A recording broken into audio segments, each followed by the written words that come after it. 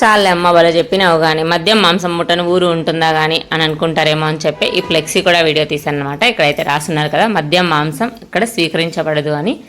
అలా అనమాట. ఇక్కడ ఎవరు కూడా మద్యం మాంసం తెలియని వాళ్ళు, ఒకవేళ వాళ్ళందరికీ ఊరందరికీ తెలుసు, బట్ ఎవరైనా బయట వాళ్ళు వస్తే తెలియకుండా ఇబ్బంది పడతారని చెప్పి అక్కడక్కడ ఫ్లెక్సీలు వేసి అలా పెట్టారు. ఇక్కడైతే బ్యాంగిల్ స్టోర్స్ చాలా ఎక్కువగా పెట్టారు. బ్యాంగిల్స్ అయితే చాలా బాగున్నాయి అనమాట.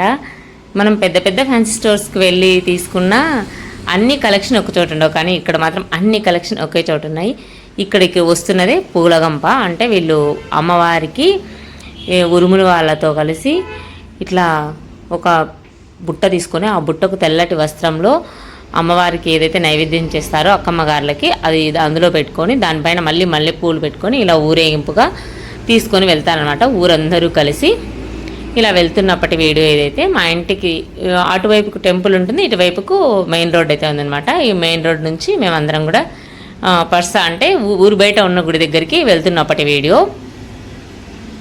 గుడి దగ్గరికి అయితే వచ్చేసాం. ఇంకా నేను ఇప్పుడు ఇందాక చూపించిన బ్యాంగిల్ స్టోర్స్ అన్నీ కూడా ఇంక ఇక్కడ దగ్గర నుంచి స్టార్ట్ అయిపోతాయి. ఇలా ప్రతి ఇంటి నుంచి తెచ్చిన పువ్వులన్నీ కూడా గుడిలో ఒక చోట వేస్తారు. అవన్నీ గుట్టలు గుట్టలుగా అమ్మవారి దగ్గర పెడతారంతే, ఇంకా చేసేదేం లేదు. ఇక్కడ ఉన్నదే ఇక్కడ దూరం నుంచి చూస్తున్నాం కదా. ఇప్పుడైతే జనాలు తక్కువగా ఉన్నారు, అందుకని నేను ఈ చిన్న వీడియో అయితే తీసుకున్నా. ఇది గుడి, ఇక్కడ ఉన్నది అక్కమ్మగార్ల గుడి. ఇక్కడ దాకా ఊరేగింపుతో వచ్చి ఊర్లో నుంచి 3 రోజుల పాటు ఉత్సవం చేసుకొని మళ్ళీ ఊరిలోకి అయితే వెళ్ళిపోతారనమాట అక్కమ్మగారులు. ఇక్కడ భోజనాలు అయితే పెడుతున్నారు. భోజనాలు 3 days నుంచి నాన్ స్టాప్గా ఎక్కడెక్కడ వాళ్ళు వచ్చి భోంచేసుకొని వెళ్తున్నారనమాట. అంతమందికి భోజనం అయితే ప్రిపేర్ చేస్తూనే ఉన్నారు. వండుతూ ఉంటే వస్తున్నారు, తింటున్నారు, వెళ్తున్నారు. అంత బాగా ఇక్కడ భోజనాలు అయితే అరేంజ్ చేశారు. ఎండలు కాబట్టి ఎక్కువగా ఉన్నాయని చెప్పి వాటర్ కూడా బాగా సఫిషియెంట్గా జనాలకు అందరికీ వాటర్ అయితే ఏర్పాటు చేశారనమాట. ఇక్కడ చూస్తున్నారు కదా పూలగంపలు అయితే వస్తూనే ఉన్నాయి. ఎన్ని పూలగంపలు వస్తున్నాయో. కానీ డే టైంలో కూడా ఇంకొక చెప్పుకోదగ్గ విషయం ఇది దివిటి. అక్కడ వెలుగుతూ ఉంది కదా కాగడాలాగా, దీన్ని దివిటి అంటారు. ఈ దివిటీలతోనే తీసుకొని రావాలి. వెలుతురుంది కదా అంటే నైట్ టైమ్స్లోనే ఇట్లా చీకటి కనపడకుండా చీకట్లో వెలుతురు కోసం పట్టుకుంటాం, కానీ ఇక్కడ దివిటి పట్టుకొని ఆ పూలగంపలు అయితే తీసుకొస్తారనమాట. మేమైతే ఇంకా భోజనాల దగ్గరికి వెళ్ళిపోయాం.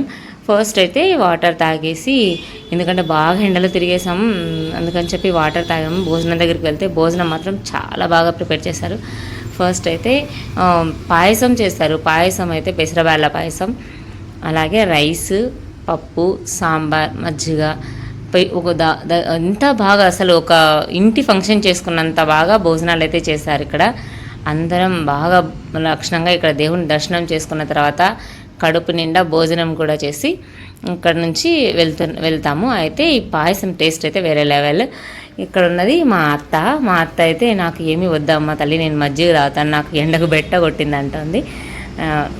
ఇక్కడ మా అమ్మ ఇక్కడ ఉన్నది. ఇక్కడ ఇస్తరాకులు పంచుతున్నారు కదా, అతను మా తాతయ్య మార్నింగ్ నుంచి ఇప్పుడు ఆఫ్టర్నూన్ అయిపోయింది, ఇంటికి వెళ్ళి తినుకోకుండానే ఇక్కడే ఇస్తరాకులు పంచుకుంటూ ఇట్లా సేవ చేస్తే మంచిదని చెప్పి ఇక్కడే ఉన్నాడు మార్నింగ్ నుంచి. ఏం తాతయ్య ఇంటికి వెళ్ళలేదా అంటే, వెళ్తానమ్మా, మనకి ఎప్పుడో కదా ఈ అవకాశం వచ్చేది, ఈ అవకాశాన్ని మనం కూడా సద్వినియోగపరచుకోవాలా అని చెప్పి ఇలా పేపర్లు అయితే పంచుతున్నాడు మా తాతయ్య. ఎప్పుడైనా ఏదైనా గుడికి వెళ్తే అక్కడ భోజనాలు పెడుతున్నారు, ప్రసాదం పెడుతున్నారు అంటే నేను తినుకోకుండా వచ్చేది నాకు అస్సలు ఇష్టం ఉండదు. ఖచ్చితంగా భోంచేసుకొని అక్కడ ప్రసాదం తీసుకొనే వస్తాను, నాకున్న అలవాటే అది. ఇదే అన్నమాట గుడి. ఇది 7 సేర్ల పువ్వులు, 7 టెంకాయలు. కొంచెం క్లారిటీగా ఉంటుందని చెప్పి మళ్ళీ ఇక్కడ కొంచెం వీడియో తీసుకున్నా.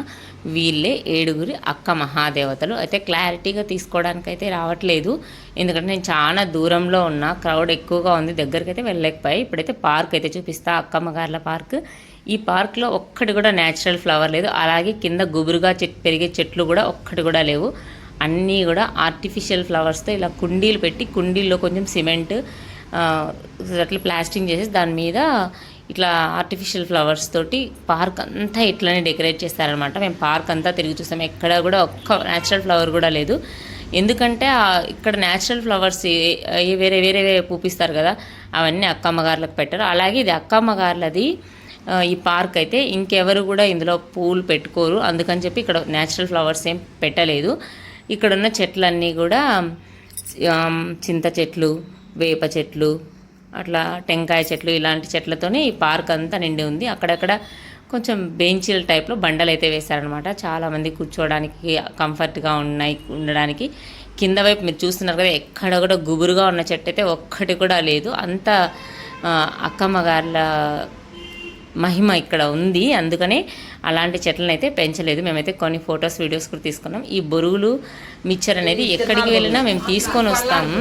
అంటే ఏ పర్సకు వెళ్ళినా అలాగే ఏ దేవాలయంలో బొరుగులు పప్పులు తీసుకురావడం మాకు అదే అలవాటు. మా అబ్బాయి నుంచి అదే మా పెద్దమ్మ కూడా అందరికీ చెప్తుంది అనమాట.